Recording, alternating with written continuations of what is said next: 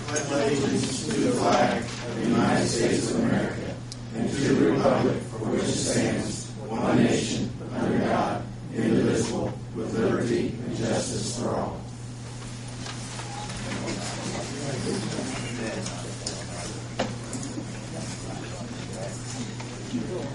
Today is March 7th, 2011. The time is 7 p.m. and the regular meeting of the Greensburg Common Council is called to order. At this time, I'm requesting all cell phones, pagers, and any other electronic devices be silenced, please.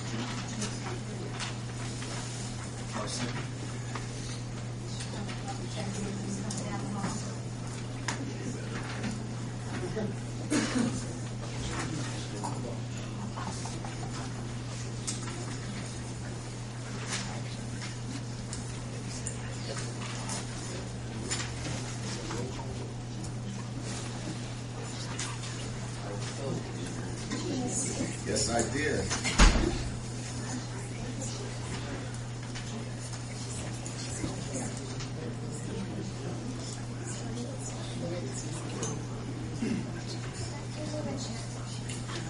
Roll call, please. Here. Bill. Here. Ella. Here. Jamie. Here. He's absent.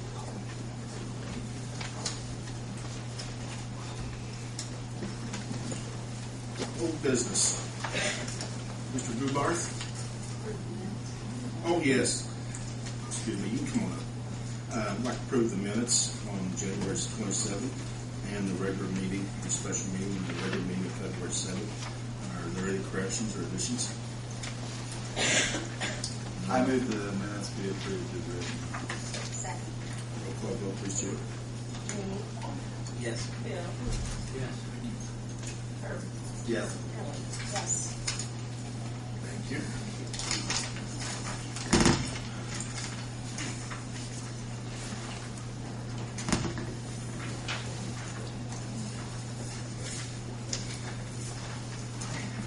You ready for me? Yes, sir. Well, so we were here last month for approval of the historic district boundaries downtown. Didn't want to go through the same presentation again last night, as we've been through that once before. So what I passed out to you is just a summary of what we spoke about last month, and also how the Historic Preservation Commission came to be, what our task was, and the process we used to come to the district boundary that we chose, as well as some of the benefits and or benefits to the district. So I don't want to go through word by word on these. Mainly, the Historic Preservation Commission was established through an ordinance passed by the Greensburg City Council. We are not a community organization. We are a part of the city of Greensburg, established by that ordinance. Through the ordinance, we were assigned the task of determining historic districts within the city of Greensburg. Mainly the downtown area, being the most historic, already on the National Register, was the obvious place to begin, and as of today, the only place that we have looked at and are continuing to look at. The commission has been in place for 4 years. Obviously, we had come before the board after approximately 2 years the first time. At that time, council decided, or asked us to go back and review the boundaries and see if there were any changes that could possibly be made due to some objections from the community as a whole. So, which we did, and over the past 2 years, we've worked on revising those boundaries, which we presented last month.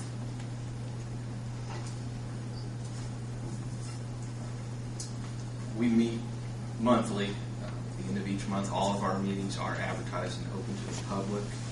Occasionally, we do have members of the public who come in and have offered input, and we've tried to take that input and use it when creating our boundaries as much as possible.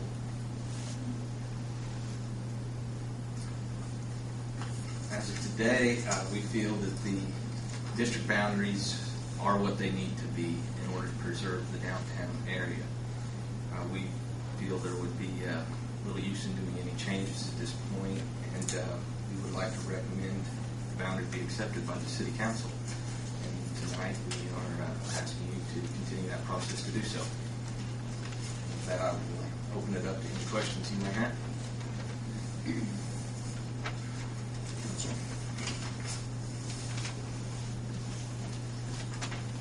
I went around over the last 2 to 3 weeks on some of my days off that I've had time to. I went around and asked the majority, not all, but the majority of property owners downtown and each one of the businesses if they wanted to be part of the historic district. And I got some numbers. I told them I would not use their names. The numbers I had were 23 no's, 2 either way, and 3 yeses. So I think that needs to be part of the minutes.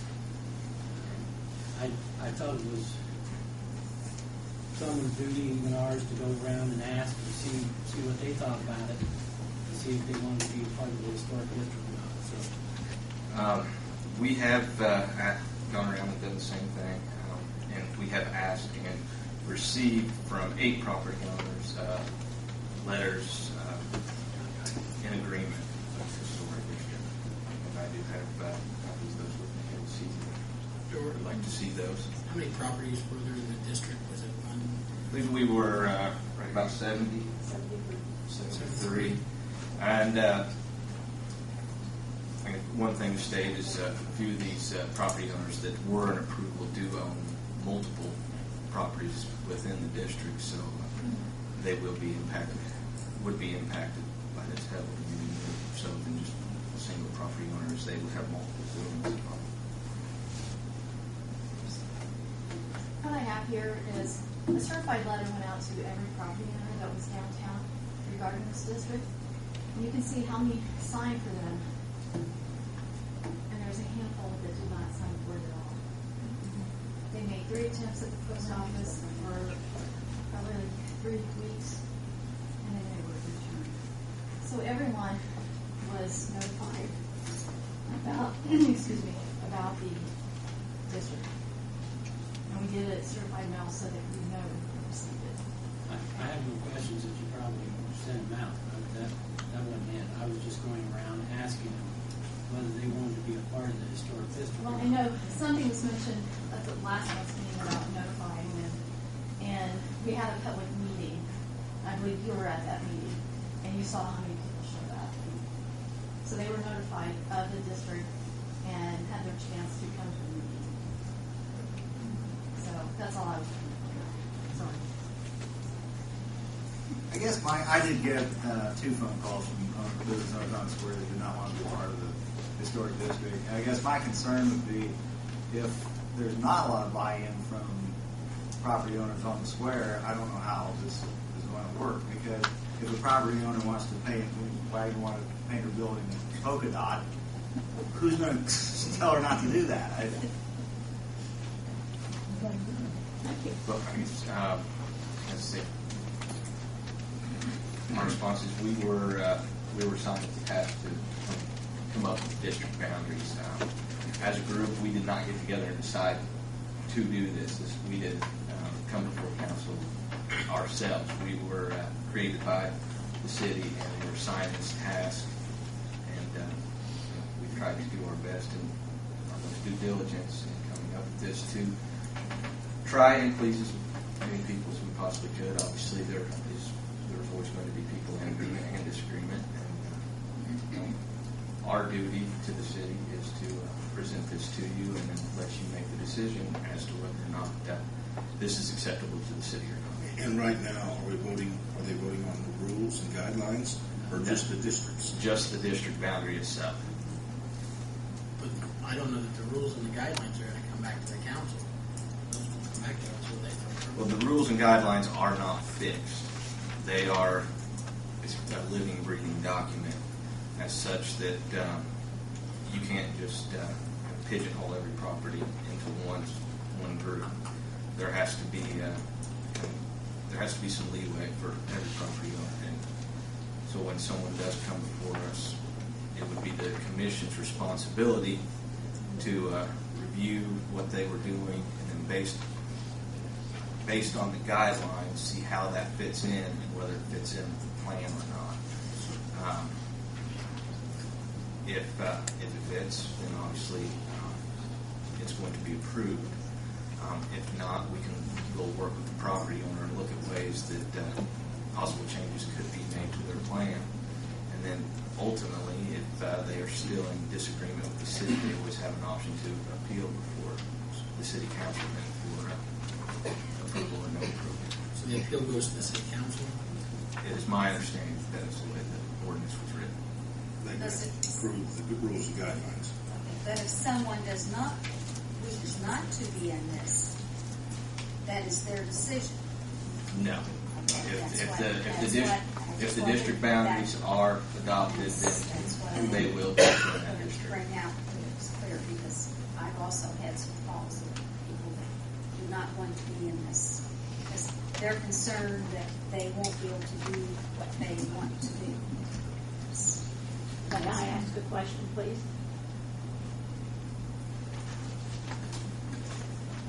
In your guidelines. Now, ma'am, tell us who you are. Gary, I know you know me. I'm Ed Wagner. Okay. Okay, right down from the Elm Broadway. Why isn't this building? Yeah. Okay. That building That is is a business building That- also. that building is within the district.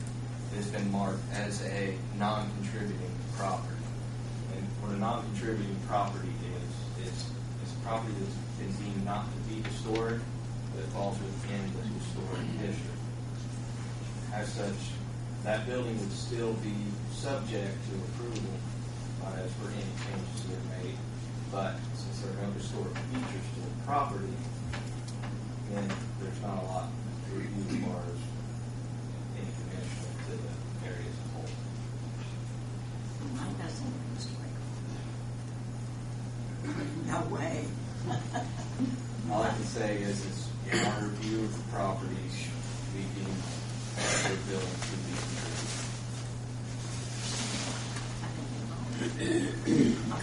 My building is, I live there. It's not commercial, it's residential. I live there.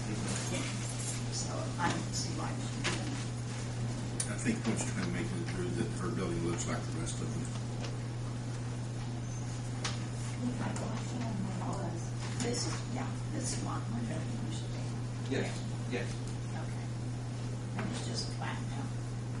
Well, and as I say, based on building's history, the building was deemed to be historically significant to the area. And that was our determination when we reviewed it. Last week, the mayor asked why the site couldn't be out, and Gene had to say something, and it was never answered. The reason we can't just pick and choose buildings to have in and out that are within the boundary areas, it would be the same thing as spot zoning. And That's you okay can't with me. Easy to get along with, aren't you? Same way I you just would, didn't get along with you it. have residential, commercial, and industrial areas within the city. You can't just develop it or build an area industrial and then stick one residence right in the middle of it. Or say have a Oh, wow, residential it's area right there. and then rezone a property in the middle of that residential area industrial. It's the same kind of concept as spot zone. Within the boundary area, you're subject to that boundary. Mrs. Everybody know where Mrs. Wagner lives. Just I live right the next door to Main Source Bank, that pink building. Well, take them. Yeah, the one with the polka dots and stripes on. that's what it's getting. But this is what it used to look like.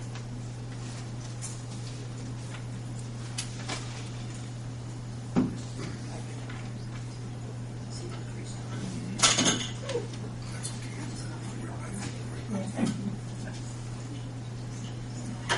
And so much of downtown has been redone, hasn't it?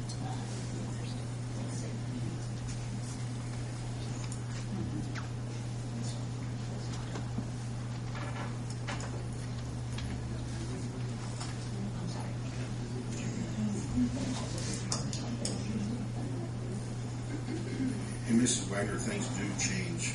You know that. And I think what their priorities are is try to keep them looking as much now as what has passed already. Andrew, I know you're just drawing the boundaries for this, but when you went around, and I know there are property owners on Sawyer that are in favor of this, but there's 70 property owners involved, and you said there's 8, and then Bill said you had 20. Now, the 20. And you didn't ask everybody. 23 I have are not property owners, those are buildings. So out of those, probably, I would say 16 are property owners. But I guess I think you need, at least have a good feel that you've got a majority of support. And at this point, I'm feeling that. It's the only thing I can say is, Mr. Winnie states, some of those were not property owners. As such, they wouldn't be subject to this. And I understand that completely. I think a couple of them changed ownership since you went around. Well,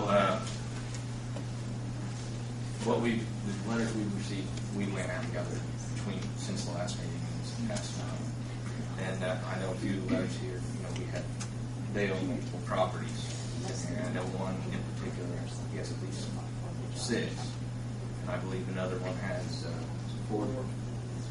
And that's out of the 70. There's not 70 individual property owners, 70 properties. So I feel that as properties go, individuals, the property owners we have received letters from, would roughly equivalent, close to maybe 16 that are against. So just number-wise,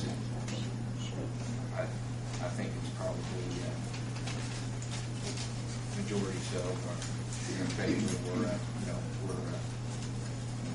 least as many that are in agreement are disagreeing.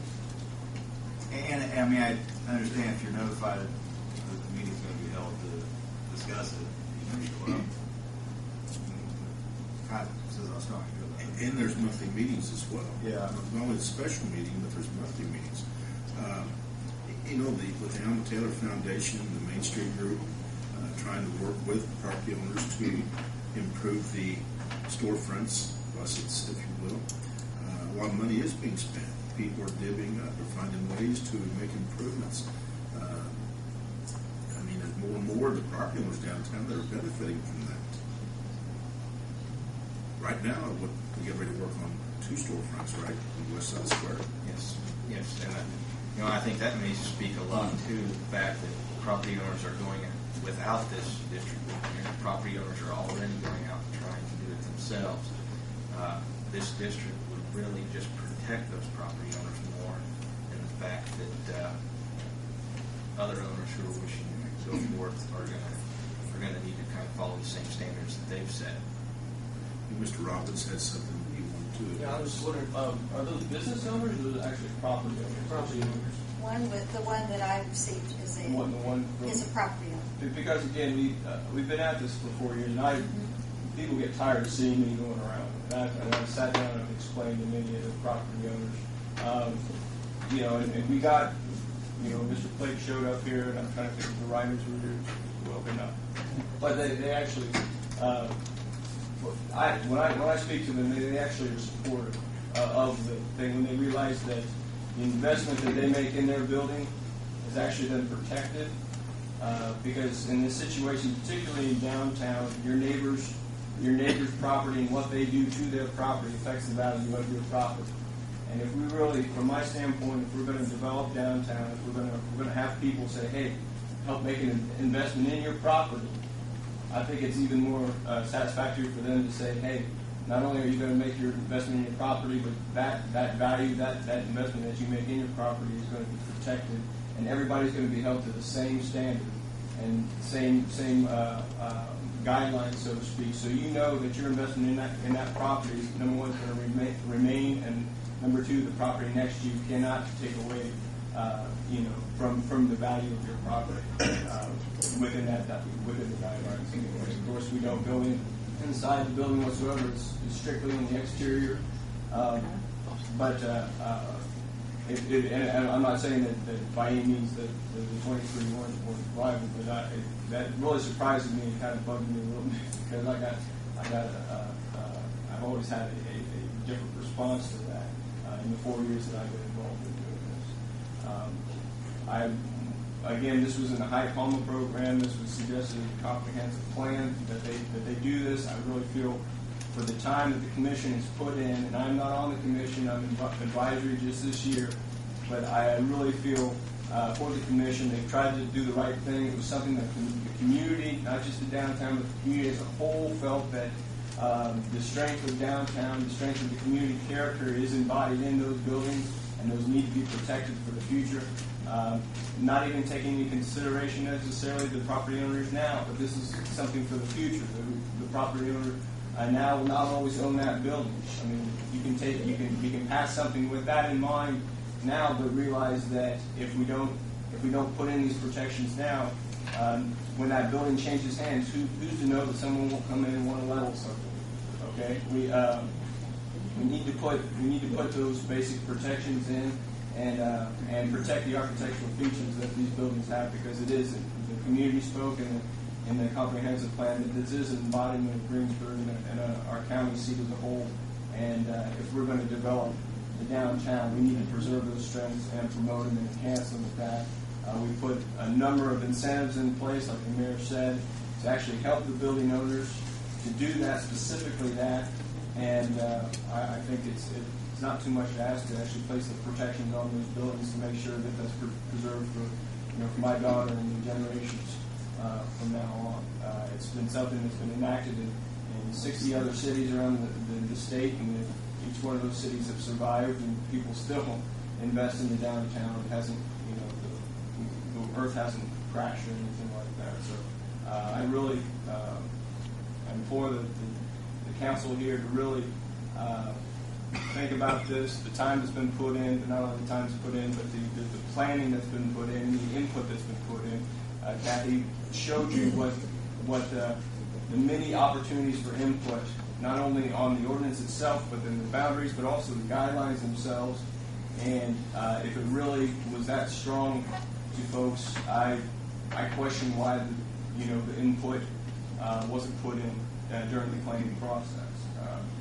I don't think it's fair to the commission and their time and the time they've taken away from their families to actually put this in.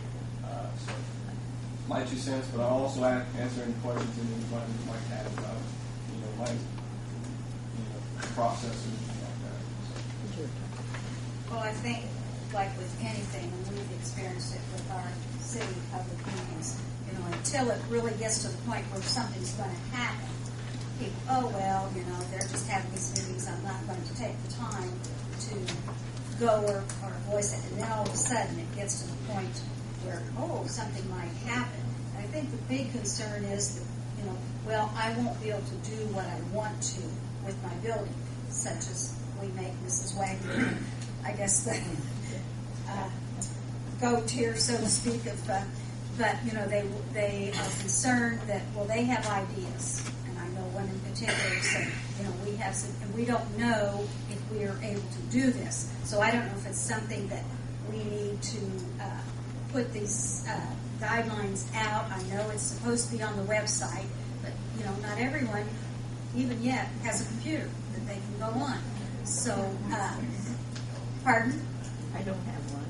Oh, I thought there was something. So maybe we need to take just a little step back and put these in the newspaper questions and see what's happening, and then move forward with it. Because I know you've spent a lot of time, and we've asked you to do this, but I think it's something that, on the other hand, we don't want to, get in a hurry and it's not the full concern of the people. So that's just. And I understand where you're coming from. I understand. People's fear of the unknown is maybe what it is, and we're always going to have that no matter what. As far as telling people, we're not going to be telling people what to do. So there'll be guidelines. And that's what their concern is. And I think it's really the unknown, because I'm betting that most people who, property owners downtown who have a building, are not looking to tear it down until a brand new building. And probably any changes they're looking to make to that building are going to be improvements based on the historical character of that building.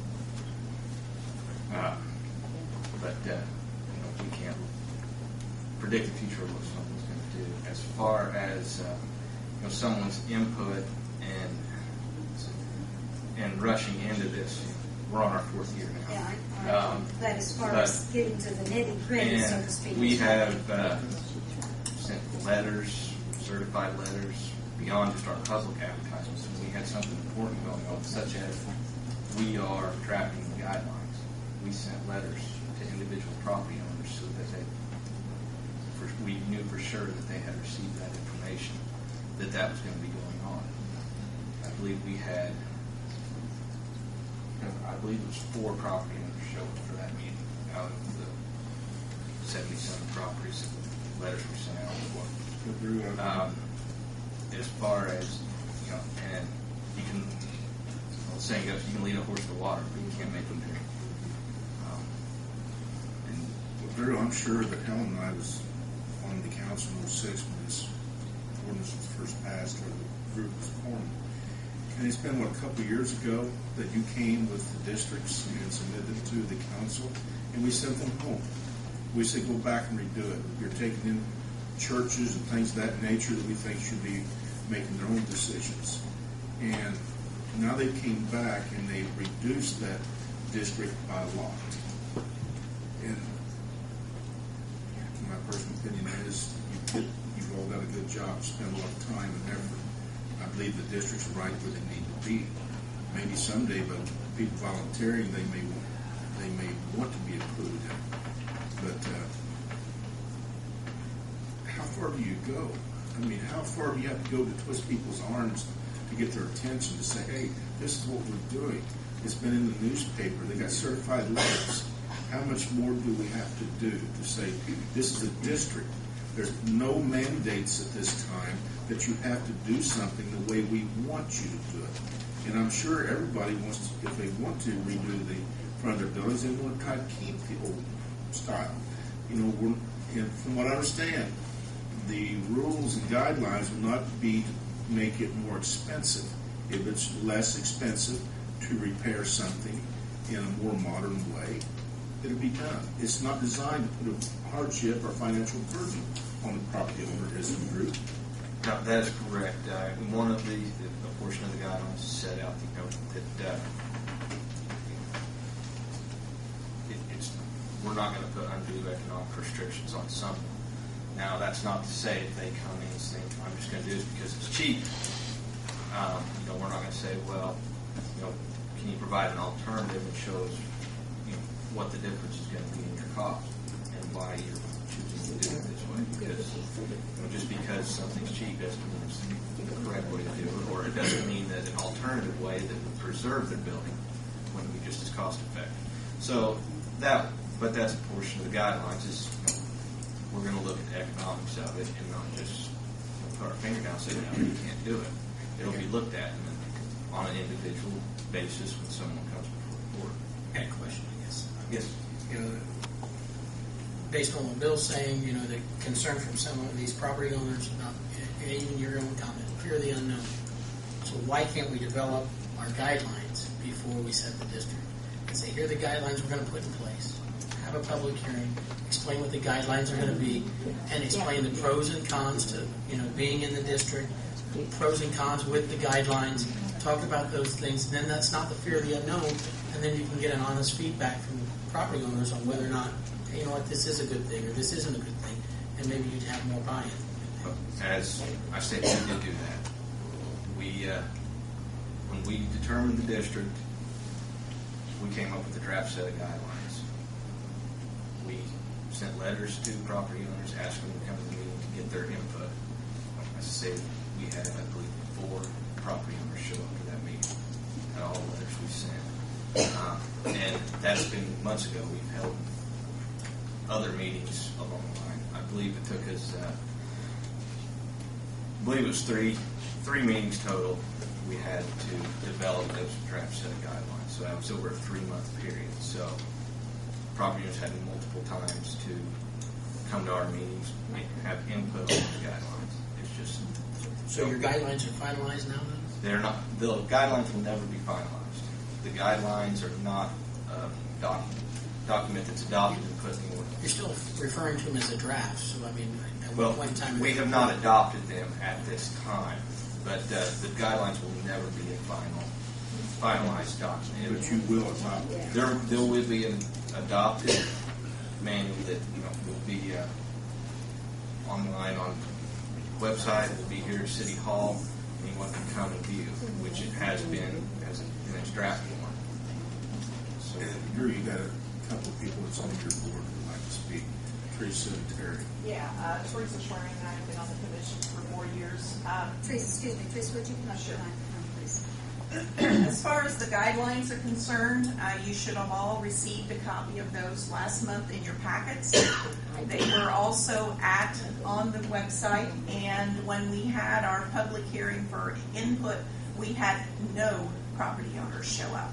We had the mayor and Mr. Wenning. Those were the two people who showed up for our public meeting that was publicly advertised in October. But the draft of the guidelines, the district has to be established first, and then we can adopt the guidelines. But because you requested it 2 years ago, we did design the draft at that time. But we, according to the way it's set up, we're supposed to have the district in place before we adopt guidelines. And the commission here are spinning their wheels. They've done everything we've asked of them. They went back, they reconsidered, redistricted the area. And, if we're not going to go forward, we need to disband it. If we're not going to give them the support that they have worked diligently for. Were the building owners given the guidelines? Did you give them to them? Did you send out your letters? Did you send them the guidelines? No, mainly because the guidelines are approximately 22-page document.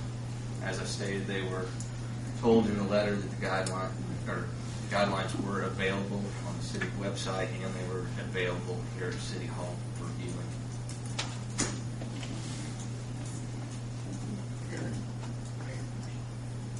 Mr. Wagner.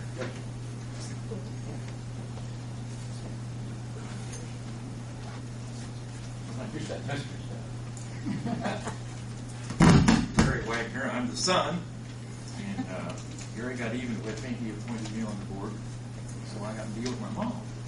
But anyway, I did read the report. I did read the rules and regulations of the commission, all that. And it's quite an extensive study. I understand it. I do understand what they would like to do, or what they would like to see around town. They want it kept original. If you change a window, they want the window as close to the other one as possible. Any ornate trim, anything like that, is very important, and I thought it was real good. My mother's building, however, is nothing like it was 30 or 40 years ago, and nothing like it was. Aluminum siding, she's put on dormers, things like that. But I think because maybe she is a resident of that building, we might give her opt-out on that. Something to think about. She's quite concerned. She may want to paint it cream-colored, and I'm sure there would be no problem, but she doesn't like getting permission. As you wouldn't want to get permission on your house to do something to it. You know what I'm saying? I know it's not downtown, but she lives downtown. She lives in that building. If it was residential, she wouldn't have any problem. But it's not. It's in the commercial district. And she doesn't like the idea of having to call somebody and say, can I paint white on my building? Or can I change the door handle? Or things like that. Which I understand both sides. But maybe she could have that chance to, sooner or later the building will be mine someday anyhow. My sister's mine. So maybe someday that won't be a problem. But right now she'd like to make her own decision. And I assure you she won't do anything stupid because I won't let her. But keep it in mind, maybe that's a possibility. But I understand the book. I read it, and I think it's fantastic. I understand how some people could be upset over it. But it's like your own property at home. You want to own that property. You want to put a window. You want to put a picture window in. You want to do what you want to do. But downtown is a different situation. I understand that. And I read in there what added value to visitors. One afternoon visitation per individual could be $85 for the city. A piece.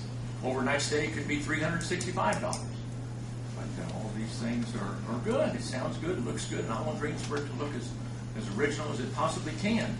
Her building is not. And it's nothing like it was. So maybe she just have that option to do what she wants to do. Terry, would it be make a true statement if I said a lot of the buildings aren't the same as what they were 100 years ago? That's true. Yeah, that is true. We're trying to preserve the existing look. That's still an old look, old appearance. I understand that. And her building wouldn't be changed either. You know, there wouldn't be anything drastic done to it other than maybe a white paint or green paint or something like that. Now let me ask you this, and you can speak softly if you want, so you can hear you. If it was your building, would you have a problem with being in the district? Well, you know, I thought about that. And being as it's that building, I might. I might. Now, if I owned that the old Decatur Bank building, that's something you don't want to change. You know what I'm saying? It's a beautiful building. And a lot of those ornate buildings all around the square. I understand that. But hers is nothing like that. It's a very typical building. Nothing like it was a few years ago. Okay, if you owned the building, what would be your fear? Really, nothing would be any fear. There would be any fear. The only fear she has is, well, if I want to do something, I don't want to ask somebody. That's the only fear she has, really. It's not changing the building or changing any of the looks of it or doing anything different. It's just the idea to her that I don't want to ask anybody if I want to do something. Well, you know, And she's always been that way, every day. you're being such a good lady, she's old enough, she can make up her own mind. That's right. She can be in the district, and she doesn't want to have to ask. I'm sure your mom is a person of good judgment, common sense. She's not going to do something She silly. wouldn't do anything that would disappoint anybody. I'll tell you that right now. Thank you for letting me talk. I appreciate it. So, and then we got it all figured out. Don't worry about it. Tell me the answer. Well, again, I go back to my original concern. I mean, having owned a building on the square, I mean, I told Mrs. Wagner that before the meeting, you're not going to get two people to agree the sky is blue. So I certainly don't expect 100% in agreement on this. But I would like to believe there's a majority of property owners that are in favor of it. Rick, do you feel that there's a majority on the square that are in favor of it? I really don't know how he's in favor of it. I like the idea of everything being the right color and, you know, before when I was at that, I just, every day I just despise it. It's a beach. Look at the beach in front of the beach. That doesn't go with anything downtown. You know, that's a big, big, big eyesore. That's an excellent point. Is that included in the boundaries? So is that preserved in its present form? As long as they do not, routine maintenance is not a part of the guidelines. As far as, you know, what they have there now, they're allowed to maintain forever. Only if they're going to go back and they want to take that down and change it to some form, would they be required to come before us. And at that time then, you know, most likely the Chiquiti front would not be approved. I think that's a pretty fairly obvious one to state. But as long they've got it up now, as long as they want to keep it there and maintain it that way, we cannot tell them to take it down or do anything. They're allowed to do that. So I have a question for Rick. Rick, in your own opinion, do you think the city is better off with a historic preservation district or without? I can go kind of either way. I just want, you know, when you go to Columbus, Indiana, go down to their downtown. I mean, it's all just very, very nice, and all these winds and go around the back of the alleys, and the alleys are just as nice as the fronts. You know, do they have this in place there? Is it a historic district down there? Where? Columbus, Indiana? You know, that looks nice, I want property values to increase, I don't want them to decrease. I'm one that I have a passion for buildings. I spend money every week on doing something on buildings. You look at well like that, everything becomes something on buildings. Just to preserve it, to keep it up. And, I've got one down there that's falling apart down there next to 114 South Franklin. It's hard for me to rent that building, used to not be. But now that other building's falling down, and people come in, they're scared of it. That should be controlled. Brian Robbins, that's something. I was just going to do Drew's point somewhat with the case of all due respect to New York. Say to each their own in some cases, but if we were going to use the TV bar as an example, had we put this in place, say 5 years ago, that wouldn't have been able to happen. Likewise, if we use the old Decatur Bank building, we do want to preserve that. Well, there's no guarantee now in the future that can be preserved. We have no ground, we have no foot. And using Rick Blake's example of the South Franklin building. Well, yeah, we could preserve one building, but the neighboring building has an incredible effect on that building's value. And if we want to get the right investors, if we want to get the right developers into the downtown to do what the community has asked for, to preserve our community image, we're going to have to set the district as a whole and hold each person to that level of the guidelines. And again, we want to stress, and it was pointed out to me that we need to stress this, is that this is only if you do a large change to the building. This isn't regular maintenance. This isn't just repairs. This is if you want to do something large. And even so, you only have to come before the commission if for demolition, new construction, an addition on the building, or a complete defacing of the facade. I mean, most of this can be taken care of just walking into that planning office right there.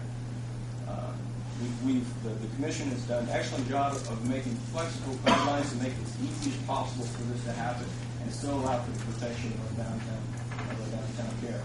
So I'll show that myself.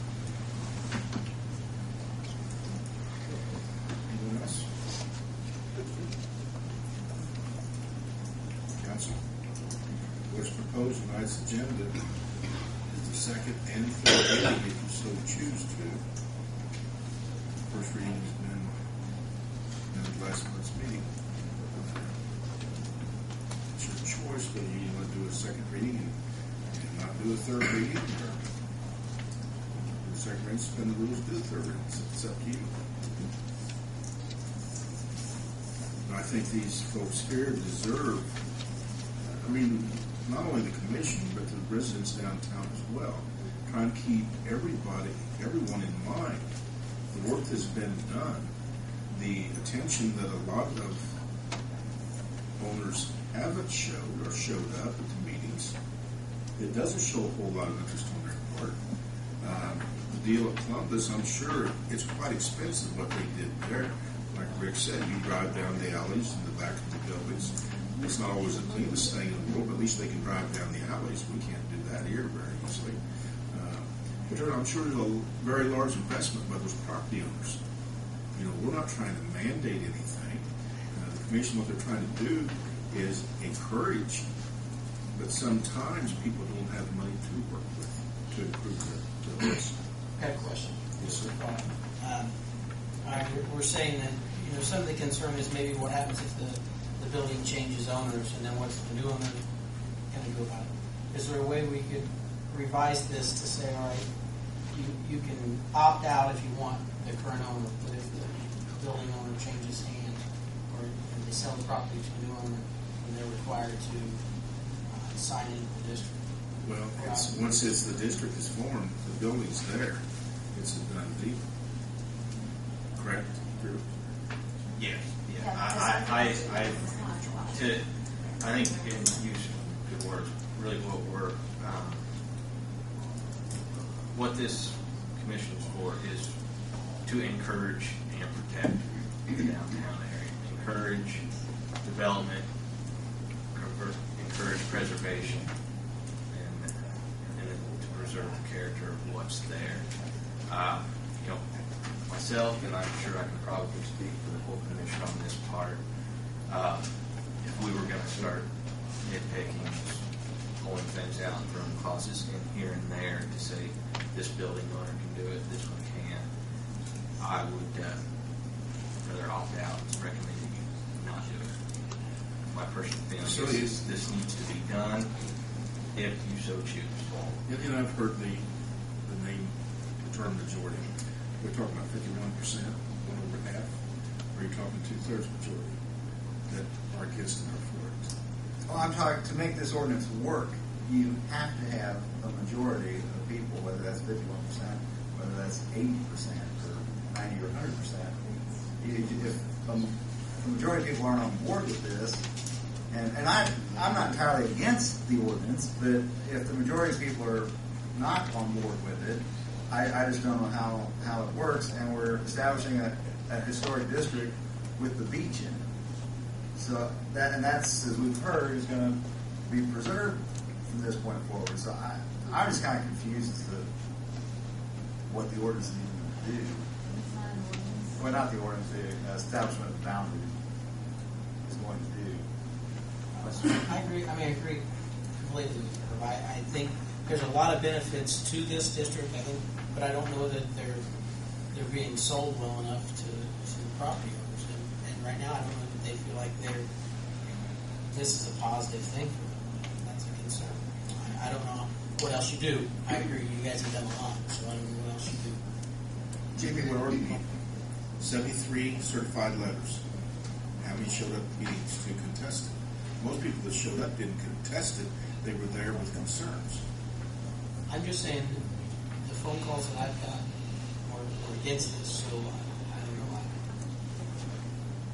I'm just concerned that exactly what Bill's saying, what Herb's saying is there's a large number of people that aren't in agreement with this, and I think there's a lot of benefits to doing this. Well, I think those people aren't informed. So what's the information do? Make house calls, schedule house calls? Yeah, how do we get them informed? I think that's the thing. Ryan, you gonna go on house calls? I'll do it if I have to. I also wonder, you guys each say you have some calls. How many of these people in the same call, same person made calls to each? I had 2 calls. Okay. And I would wonder how many of those calls were from the same person, perhaps. They were different. But no way did I have a majority of people. But essentially, we have 8 letters, building owners that own multiple properties down there, and we actually have more letters that were. I don't know, just you want to get them or no? Okay. We actually have additional letters, but. If it takes house calls, I'll make more house calls. I've talked to many of these. I've gone around at least once, if not twice, in the 4 years and talked to people and trying to educate them the best I can on this. I'll do it again if the process is again.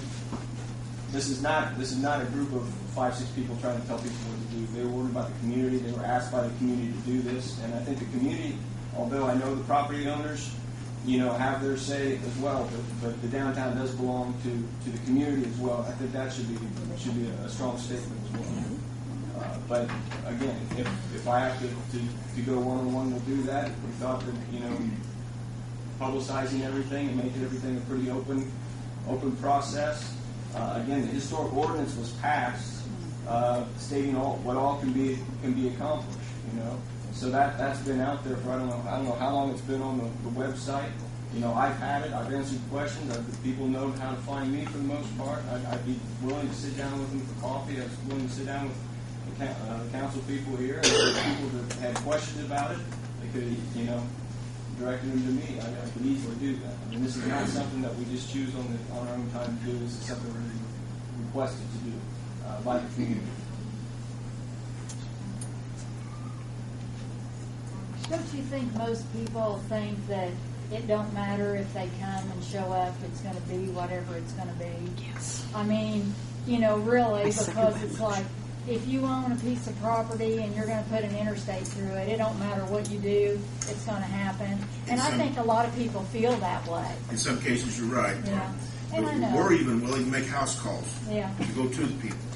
And if that doesn't satisfy everyone, what more can you do? Yeah.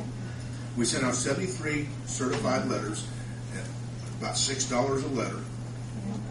You know, they've done their due diligence. Oh, yeah, yeah, they have.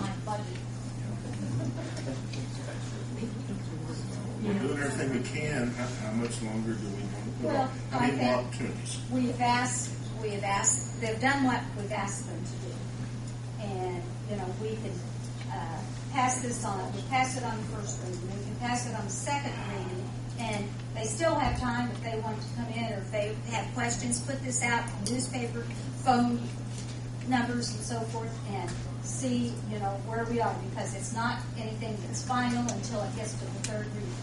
We can move on. So if we put it in the media, all I have to do is contact Brian Robbins, set an appointment to come to their home, or the whole committee, whatever, to come to their home. That's what it takes. Why not? And I know this is asking a lot, but why not have another public meeting? One last one. I understand you guys have done a lot, and I know that's asking a lot. Well, that's Maybe easier than have- Jamie what advice. I'm just saying, have another public meeting and at least give everybody one more opportunity. If you get the same turnout, then you know what, we've given them every opportunity. I just, Can I ask a question? Yes. How do you suggest notify these people? I would put it in the newspaper. You know, put it on the radio, put it on the radio, the newspaper. I don't know that. Again, I'm a little discouraged at this point. They're looking at second reading through. Yeah, Yes, no, sir. but I'm still very discouraged at this point. We've notified every single property owner.